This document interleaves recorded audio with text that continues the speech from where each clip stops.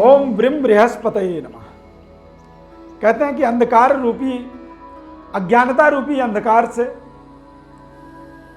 ज्ञान रूपी प्रकाश जब टकराता है तो हमारे जीवन में सभी प्रकार के तमस का विनाश हो जाता है, अंधकार मिट जाता है। और जब हम प्रकाश में होते हैं तो पूर्णतया हम कॉन्फिडेंट होते हैं, आत्मबली होते हैं और अपने जीवन के वास्तविक मंजिल को पहचान पाते हैं। नमस्कार, जय माता दी, जय श्री कृष्ण। आप सभी का हमारे इस बेहद खास कार्यक्रम में बहुत बहुत स्वागत है।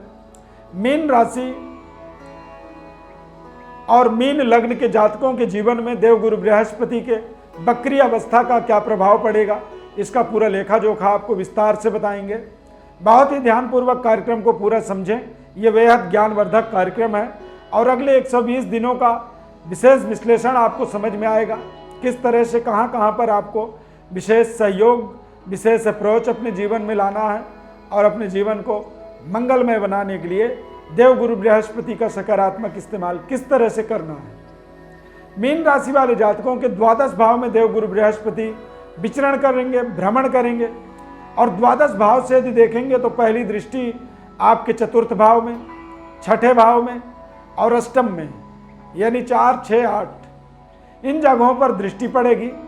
मीन राशि वाले जातकों की चतुर्थ भाव में दृष्टि पड़ने से आप अपने सेहत स्वास्थ्य में निरंतर सुधार होता हुआ देखेंगे।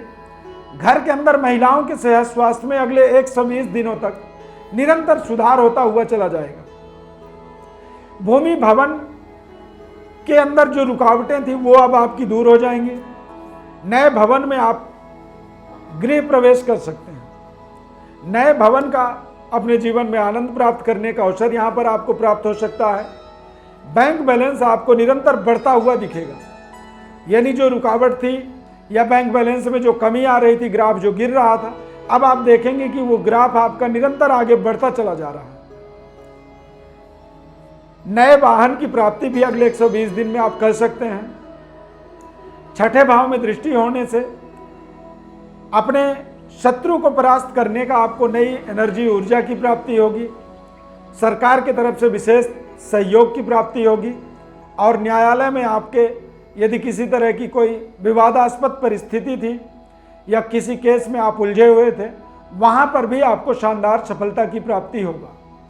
पुराने कर्जों से जो आपको टेंशन दे रहे थे, उन कर्जों का आपको समाधान करने का, धन प्राप्ति के माध्यम से आप अपने पुराने कर्जों का निराकरण कर पाएंगे और कर्जों के समाप्त होने से मानसिक रूप से सेटिस्फेक्शन मिलता है, संतुष्टि मिलती है और आप ज़्यादा कॉन्फिडेंट होकर के, आत्मबली होकर के अपने जीवन की व्यवस्था को और बेहतर तरीके से सुदृढ़ बना पाते हैं। 8वें घर में दृष्टि पड़ने से देश विदेश यात्राओं के संयोग बनेंगे। देश के अंदर भी यात्राएं करने की अवसर मिलेंगी और यात्राओं के माध्यम से आपको शानदार सफलता, अनसर्टेन गेन यानी अचानक धन लाभ के माध्यम से जीवन की व्यवस्थाओं को सुदृढ़ बना पाएंगे। बेहतर व्यवस्थाओं को करने के लिए अचानक लोगों का आपको महत्वपूर्ण सहयोग प्राप्त होगा। सरकार के व्यवस्था से जुड़ने के लिए या फिर किसी महत्वपूर्ण प्रतियोगी परीक्षा को कंप्लीट करने के लिए या सरकारी जॉब के लिए आप प्रयास कर रहे हैं तो निश्चित रूप से ये समय बेहद शानदार रहेगा। 20 जून 2021 से 18 अक्टूबर 2021 के मध्य देवगुरु बृहस्पति वक्री रहेंगे। 14 सितंबर को कुंभ राशि से मकर राशि में आएंगे और फिर से ये 21 नवंबर 2021 को कुंभ राशि में वापस चले जाएंगे। इस समय अवधि में देवगुरु बृहस्पति द्वादश भाव में रहेंगे। ऐसे समय अवधि में आपको धार्मिक यात्राओं का अवसर भी मिलेगा।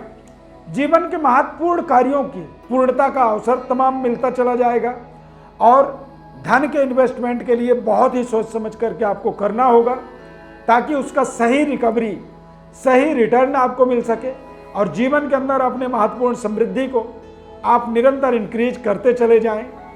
ये जो फलादेश है आपका मीन राशि और मीन लग्न के अनुसार दोनों ही परिस्थिति में इस तरह के ही परिणाम आपको मिलेंगे। समयाभाव के कारण से यदि आपको पूर्ण संतुष्टि नहीं मिल पाई है तो आप हमारे व्हाट्सएप नंबर पर अपनी बर्थ डिटेल लिख करके भेजें। जन्मकालिक ग्रह स्थिति और वर्तमान ग्रह स्थिति दोनों का सही तारतम्य हमें समझना बहुत जरूरी होता है और उसका संपूर्ण विश्लेषण आपको निःशुल्क रूप से हम बताते हैं। व्हाट्सएप पर अपने बर्थ डिटेल लिख करके भेजें। आगे हमारी जिम्मेदारी है, हम अपनी जिम्मेदारी को निभाएंगे। आपको किसी तरह का कोई परेशानी नहीं होने देंगे, ये हमारा आपसे प्रॉमिस है। बस आपको हमारे चैनल को सब्सक्राइब करना होगा। चैनल को यदि पहले से आपने सब्सक्राइब कर रखा है तो बेल आइकॉन बटन को प्रेस करना बहुत जरूरी है ताकि नए कार्यक्रमों का नोटिफिकेशन मिल सके और महत्वपूर्ण ज्योतिष के विषयों को आपको आपके जीवन में समझने के सुनहरे अवसर आपको मिलते रहें। हम और आप निरंतर जुड़े रहें। हमारे इस खास कार्यक्रम में जुड़ने के लिए बहुत बहुत धन्यवाद। जय माता दी।